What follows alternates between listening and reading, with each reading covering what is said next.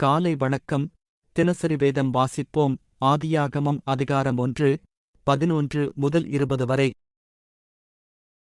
11. அப்பொழுது தேவன், பூமியானது புல்லையும் விதையைப் பிறப்பிக்கும் பூண்டுகளையும் பூமியின்மேல் தங்களில் தங்கள் ஜாதியின்படியே கொடுக்கும் கனிவிருட்சங்களையும் முளைப்பிக்கக் கடவது என்றார். அது அப்படியே ஆயிற்று. 12 பூமியானது புல்லையும் தங்கள் ஜாதியின்படியே விதையைப் பிறப்பிக்கும் பூண்டுகளையும் தங்கள் தங்கள் ஜாதியின்படியே தங்களில் தங்கள் விதையுடைய கனிகளைக் கொடுக்கும் விருட்சங்களையும் முளைப்பித்தது. தேவன் அது நல்லது என்று கண்டார். 13 சாயங்காலமும் விடியற்காலமுமாகி 3ஆம் நாள் ஆயிற்று. 14 பின்பு தேவன், பகலுக்கும் இரவுக்கும் வித்தியாசம் உண்டாகத்தக்கதாக வானம் என்கிற ஆகாய விரிவிலே சுடர்கள் உண்டாகக் கடவது. அவைகள் அடையாளங்களுக்காகவும் காலங்களையும் நாட்களையும் வருஷங்களையும் குறிக்கிறதற்காகவும் இருக்கக் கடவது என்றார்.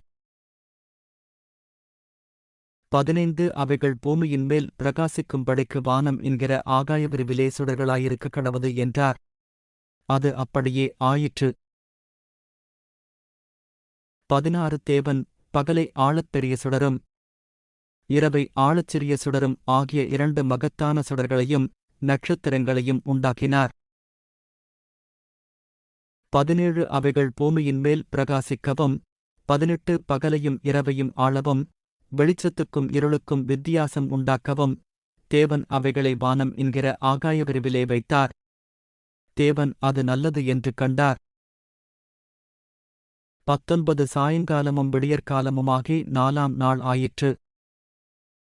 20 பின்பு தேவன், நீந்தும் ஜீவஜந்துக்களையும் பூமியின்மேல் வானம் என்கிற ஆகாய விரிவிலே பறக்கும் பறவைகளையும் ஜலமானது திரளாய் ஜனிப்பிக்கக் கடவது என்றார். கர்த்தர் இந்த நாளை உங்களுக்கு ஆசீர்வதித்து வழிநடத்துவாராக. கர்த்தருடைய பரிசுத்த நாமத்திற்கு மகிமை உண்டாவதாக. ஆமென்.